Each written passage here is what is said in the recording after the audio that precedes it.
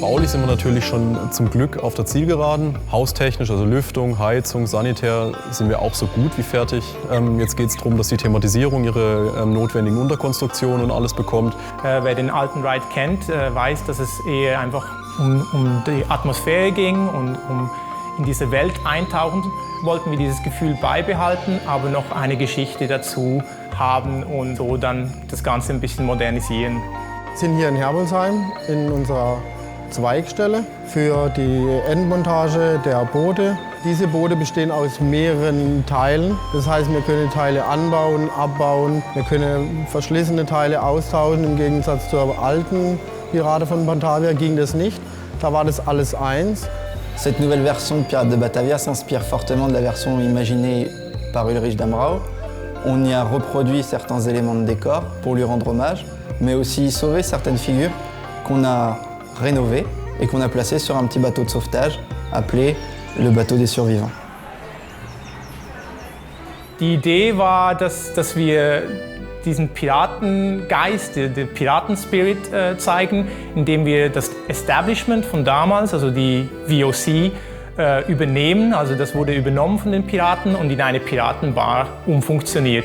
Das heißt, das wird dann wirklich rüberkommen mit dem neuen Schild, wo man sieht, wie sie dieses Haus, dieses Gebäude übernommen haben. Und wir werden unsere Main Players kennenlernen. Das ist zum einen Robemont natürlich und dann sein Sidekick Jopi, der süße kleine Jopi. Wir kommen rein, wir sind in einer Piratenbar, es wird getrunken, sie singen und man kriegt die Stimmung der Piraten mit. Und wir wollen, dass der Gast richtig in die Stimmung für ein Abenteuer kommt. Das Ganze spielt sich in den Niederlanden ab. Das heißt, wir sind nicht wie beim früheren Ride direkt in Indonesien, sondern wir sind direkt im frühen 18. Jahrhundert in den Niederlanden in einer Piratenwelt. Wir kommen dann auch in holländische Kanäle, also in Kanalsituation. Und dann, wer schon gesehen hat, das Concept Art, wir kommen in einen wunderschönen grünen Canyon im indonesischen Dschungel. Wir haben ein Dorf, wir haben eine Stadt, ein Battle, ein Dschungel, ein Tempel. Also es wird sehr abwechslungsreich, das Ganze.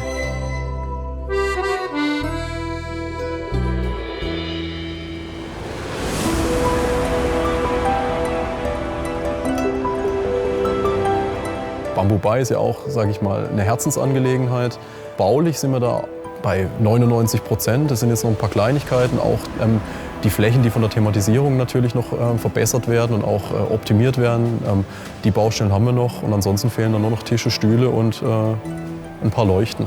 Hier sehen wir die Entstehung des Oberbaus. Man sieht, wie wir langsam die einzelnen Baugruppen zusammenführen. Das heißt, wir haben einen Unterbau, einen Rumpf, wir haben ein Oberteil, Geländer mit Rausfallschutz. Wir haben die Sitze und das sind alles an sich getrennte Bauteile.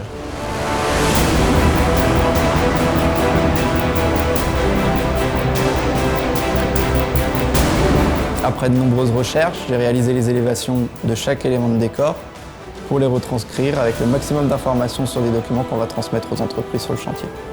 In der Szene, in der wir uns jetzt befinden, in der Canyon-Szene, sind wir schon eine Weile beschäftigt. Also es ist wahrscheinlich die aufwendigste. Wie man sieht, die Felsen, die benötigen alle eine Unterkonstruktion, die ist in Stahl, verhältnismäßig aufwendig. Dann ist es natürlich auch, dass die Oberfläche täuschend echt aussieht. Da ist auch schon viel Energie und Zeit reingeflossen. Man muss natürlich wissen, bei so einem Ride, das ist wie eine Theatershow zu sehen. Der Gast sitzt im Boot und fährt sozusagen durch dieses Theater durch. Und da kann man, wenn man die richtige Bühne hat dafür, kann man auch mal einen Spiegel so setzen, dass dann der Raum erweitert wird.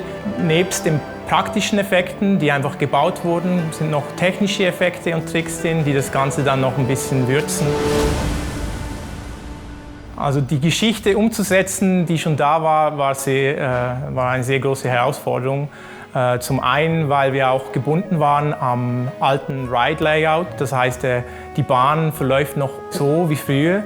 Dann mussten wir ganz clever die Szenen unterteilen, um die Geschichte so zu erzählen, dass sie auch Sinn macht. Die größte Herausforderung, was die Baustelle angeht, ist, dass wir eigentlich nur eine Möglichkeit haben zuzuliefern, seit das Dach zu ist. Man merkt es jetzt auch, alle Szenen laufen irgendwann auf die Battle-Szene raus. Und Da wären die Unterkonstruktionen schon fertig für die Thematisierung. Wir können es aber im Moment noch nicht an Ort und Stelle stellen, weil alles durch dieses Nadelöhr raus müssen. Also das wird noch immer die größte Herausforderung sein, dass das alles reibungslos funktioniert. Sur le chantier de Pirates de Batavia, l'une de nos principales missions, c'était l'intégration de tous ces éléments et les matériaux. Par exemple, entre le béton projeté et qui sera sculpté avec un matériau textile modulable, la connexion entre ces deux doit être la plus neutre et la plus immersive possible. Wenn man es mal anschaut, das Design, die Elemente hervorzuheben, da haben wir eine Vorlage bekommen von Max Illusions, habe dann unserem Bildhauer darum gebeten, aus einer Styroporstruktur das zu schnitzen, zu entwerfen, wie es denn wirklich werden soll, wie könnte es aussehen. Und letztendlich, sage ich, ist ein wunderschönes Fahrgeschäft geworden. Einzigartig sicher auch.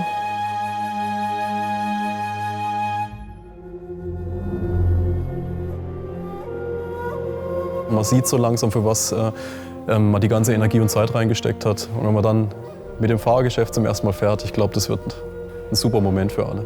Und es macht richtig Spaß, dann jeden Tag in der Baustelle den Fortschritt zu sehen.